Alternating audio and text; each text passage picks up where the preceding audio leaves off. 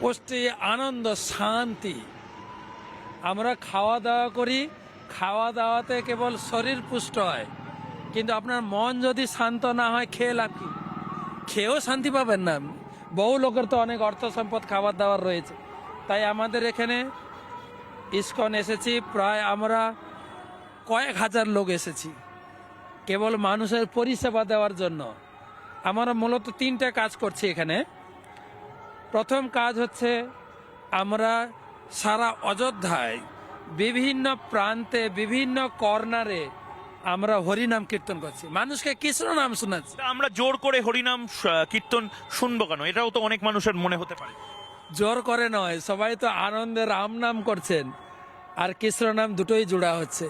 কম বয়সী ছেলে মেয়েদেরকে কি করে যুক্ত করবেন? কম বয়সী ছেলে মেয়ে যাদের জীবনে প্রচন্ড স্ট্রেস, প্রচন্ড সমস্যার মধ্যে আছে, এবং তাদের মনে হতেই পারে যে আমি এখন ধর্মকর্ম করবো কেন বাবু, আমি ধর্মকর্ম করবো না, আমি মোচ্ছব করব, আনন্দ করব। তাদেরকে কি করে আপনারা এই আপনাদের যে ভাবধারা বা আমাদের সনাতন ভাবধারা, তাতে কি করে বেশি করে আকৃষ্ট করবেন? ভগবান এই জন্য জগতে আসেন, ধর্মটা এই জন্যই, মনের শান্তি, আত্মার শান্তি লাভ করার জন্য। ভক্তারাম জগত তপসাম সর্বলোক মহেশ্বরম সুহৃদম সর্বভূতানাম জ্ঞাত্যা মাম শান্তি মিচ্ছতে, গীতায় বলা হয়েছে। গীতায় বলছেন ভগবান, জ্ঞানম লব্ধা পরম শান্তি। আপনি গীতা পড়ুন, গীতা পড়লেই আপনার মনের ভিতরে, আপনার চিত্তে দিব্য একটা আনন্দ লাভ করবেন। আর তারা যেটা পেয়েছেন, সেই জন্য আমার, যেটা আপনার প্রশ্ন ছিল, ইউথ, শিক্ষিত যুবক, তারা বিভিন্ন কাজে তারা, মানে আমি বলছি এই ভদ্রলোককে আপনি কি করে রাম নামে আকৃষ্ট করবেন, কৃষ্ণ নামে আকৃষ্ট করবেন? ওনাদের জীবনেও তো বহু সমস্যা। বলিয়ে হরে কৃষ্ণা হরে কৃষ্ণ, বলিয়ে হরে কৃষ্ণা कृष्णा হরে কৃষ্ণা কৃষ্ণ কৃষ্ণ হরে হরে हरे हरे हरे राम राम राम हरे हरे। कैसे लगा आपको भाई? আচ্ছা লাগা। अच्छा लगा। কৃষ্ণ নাম সবাইকে ভালো লাগবে, শুধু আমাকে আপনাকে নয়, সারা বিশ্বের। আজকে চাইনিজ মানুষ, তারা কি খেত, কিভাবে চলতো, তারা এই করতে করতে আছে এত আনন্দে, তারা ভগবানের প্রসাদ খাচ্ছেন, তারা দিব্য আনন্দ লাভ করছেন, নাচছেন ভগবানের সামনে দেই দেই করে।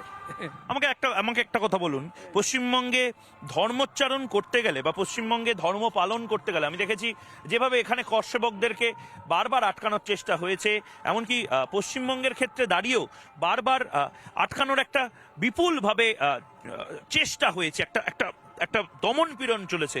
আমি শুনেছি রাশিয়াতেও এভাবে কৃষ্ণ ভজন করতে যাওয়ার সময় দমন পীড়ন হয়েছে। আপনাদের বারবার কি এভাবে আটকানো একটা নির্দিষ্ট কারণে হচ্ছে? ব্যাপারটা হচ্ছে, ধর্ম প্রচার করতে গেলে একটা বাধা থাকবে। বাধা একটা বলা হয় না, একটা হচ্ছে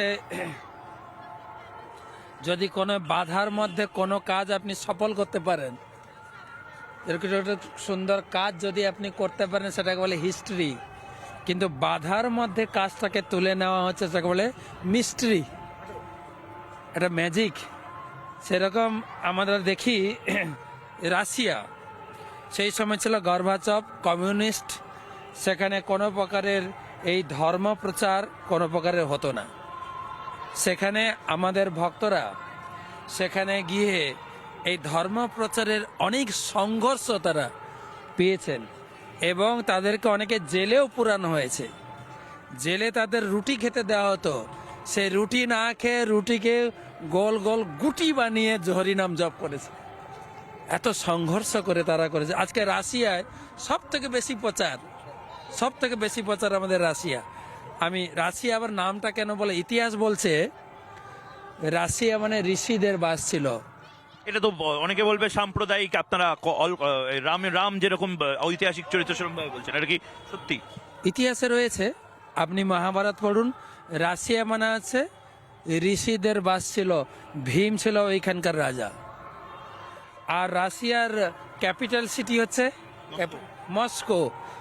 তারা ওখানে তপস্যা করে, ঋষিরা মুক্তি প্রাপ্ত হতেন, মোক্ষ, সেই থেকে মস্কো। ইতিহাস বলছে। এইগুলো তো কল্পকাহিনীও বলতে পারে লোকে বলতে পারে, যারা শাস্ত্র পড়ে না। শাস্ত্র হচ্ছে মাতা, যেরকম আমার পিতৃ পরিচয় কার কাছ থেকে জানতে পারি? কার কাছ থেকে বলেন?